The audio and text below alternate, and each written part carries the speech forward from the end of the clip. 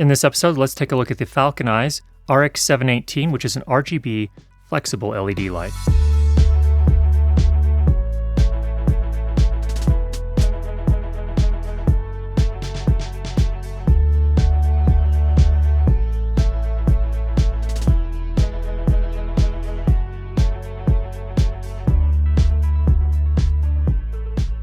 One of the big things at the NAB show this year were RGB LED lights. What are RGB LED lights? Well, they're LED lights you can use for video or photography.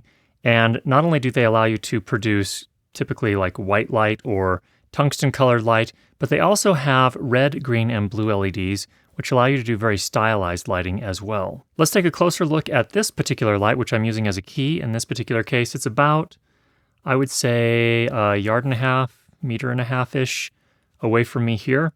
And this is, first of all, a flexible LED light. So it's a mat that you can actually roll up when it's time to transport or store, which is really nice. It makes it a lot easier to get it on location where you're going to be shooting. To use it in a more traditional fashion as a key light, for example, like we're doing here, there is also this included X frame, which is metal, and it is foldable, which is very nice as well. And it holds it in a flat plane, just like you would normally use a panel light. Nice thing about the frame is it's a 100% metal, as is the yoke that you use to connect it to your light stand. And this is a very solid yoke. I have no question that this thing will hold up over time. Like many of the light designs we've seen in the last few years, this has a separate controller box from the panel itself, which is really nice because that means that it can stay cooler and it therefore does not need a fan. I love lights that don't have a fan. It makes the sound recording so much easier. If you are powering from AC mains, there is also an AC adapter, and conveniently you can attach that to the controller box so you're not fighting with a AC adapter on the floor, controller box hanging from the stand when you're trying to move the light. In addition to the AC adapter, there is also a V-mount battery plate on the controller box, which means you can power it using cinema-style V-mount batteries, which is really nice as well. So if you're going to be out on a location where you won't have access to power, you've got options without using a generator. The light comes with a softbox and also a grid that you can put on the front of the softbox. So of course the softbox is very nice because what it does is it diffuses the light.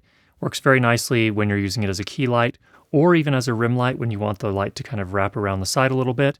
And it also prevents any of the double shadow issues that you sometimes get when the LEDs are spaced apart on a panel like this. The grid is nice because it prevents the light from spilling everywhere, so you have a little bit more control over where the light goes and doesn't go. But of course, the headline feature on this light, it being an RGB light, is that it can produce a whole spectrum of colors, which is really pretty interesting and allows you to do a lot of really interesting, very saturated, stylized colors or more subtle colors if you want to do that. I find this very helpful as a backdrop light and in maybe pieces where you're going to do kind of more of a sci-fi look, things of that nature. We measured the color quality with a Panasonic C700, which allows us to measure the CRI. Now, I realize, first of all, that CRI is not the perfect measurement, but it is a pretty decent indicator, so we went ahead and used that. What we found is that the CRI differs a little bit on the light depending on what color temperature you have it set to, but it ranges from 93 to 97, 100 being a perfect score. So that's actually entirely usable. I was really quite pleased with that. I was expecting that as an RGB light, we would see lower numbers than that because, again, kind of the focus was being able to create these very rich, saturated colors. However, it's definitely usable from my point of view as a key light or anything where you're going to be rendering skin tones. That makes this light very flexible. You can use it as a key light like I'm using it here, or you can use it as a backdrop light to do sort of more stylized types of lighting. A nice touch here is that it comes with this padded hard case, which is great, of course, for storing it or for getting it to location. It does have a pretty decent build quality. The controller box is mostly metal, and the light itself is, again, a sort of a really thick fabric with the LEDs embedded in it. Everything that's included with it seems like it's built quite nicely. I do have another flexible Falcon Eyes light that I've been using for about, I guess, coming up on a year now, and it's held up very nicely. In fact, that's what's illuminating our backdrop right here. And I actually ended up liking that light a whole lot more than I expected to. In terms of overall build quality, it's held up very nicely over 12 months.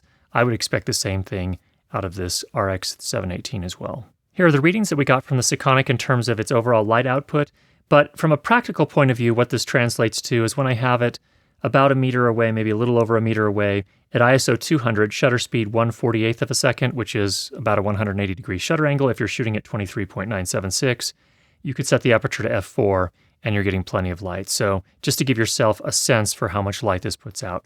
It's not enormous and you're not going to light up a mountainside with this, but from my point of view, it's definitely enough for interviews and definitely enough for illuminating a backdrop or a background. In terms of electricity, it's drawing about 117 watts when you're at 100% power. One of the challenges with LED lights is that they can have a tendency to flicker when you drop them down from 100%. What we did here is we ran this at 50%, set our shutter speed to 1/784th of a second, which was an 11-degree shutter angle, and we had the frame rate at 23.976. What we found was, in that case, we were not able to detect any sort of flicker, so it seems like the dimming that they've done here works very nicely and is not going to produce a lot of flicker issues for you. With the frame and the yoke, you can actually rotate this, and it's really nice because you can have it in horizontal or vertical position, so you can kind of fine-tune the shape of the catch light in someone's eye if you're doing that. At the time of review, this is priced at $749 US. Now, one note, in terms of beam angle, we did some testing here. They didn't actually say in the specifications what the beam angle is with the softbox and the grid.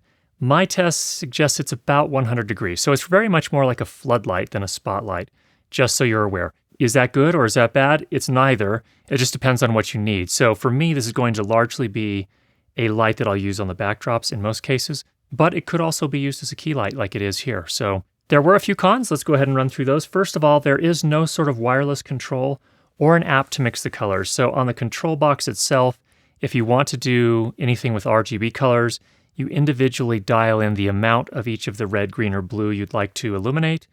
So there's no sort of hue control and there's no sort of app to do any sort of programming as far as I can tell. The control box buttons are a little bit hard to see if you are working on a dark set.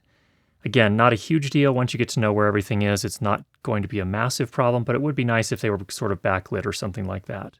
On the other hand, the OLED readout is actually quite nice and definitely viewable on a dark set. And then finally, the yoke doesn't really allow you to angle the light down very much. Typically when I'm doing the light as a key light, I like to put it up just a little bit above the eye line and then aim it down just a little bit because our eyes are just used to seeing light on people in that fashion. This yoke doesn't allow you to do that. You do have to come up with your own solutions. So for example, if you're on a C-stand with a boom arm, you could easily rig something up to angle it down a little bit more. But if you're using a lighter weight stand that doesn't have a boom arm, you only get a few degrees to point it down. So it'd be nice if we could see a yoke that would aim down a little bit more. So overall, what are my impressions of this light? I'd actually find this to be a lot more useful than I expected. I expected an RGB light that would have kind of poor color quality if you were trying to use it as a key light on skin, and you would probably end up with kind of weird colors. I haven't found that at all. In fact, it looks like it came out really, really nicely. So it can be used as a key light, can be used as a rim light, it can be used pretty much for anything, and you can do the super stylized, crazy colors as well. So this light becomes a very useful light from my point of view for doing lots of different things, so it can fill different roles. I have a very important addendum here. As I was shooting the last few insert shots, the light stopped working. I did some troubleshooting and realized it was the control box. I contacted PhotoVision.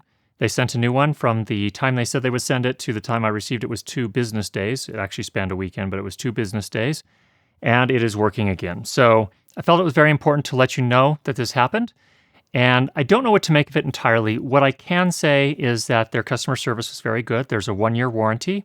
I can also say that I've had another Falcon Eyes matte light, similar to this, not the RGB model, the RX-718 TD, which we reviewed about a year ago.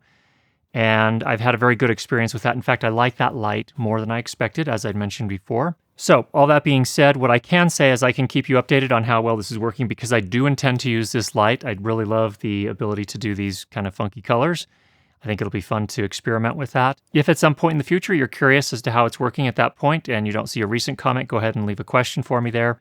I'll respond to it and let you know how it's working. So overall, there's my experience with the RX-718. Hope that was helpful for you. If you have any questions, go ahead and leave those down below.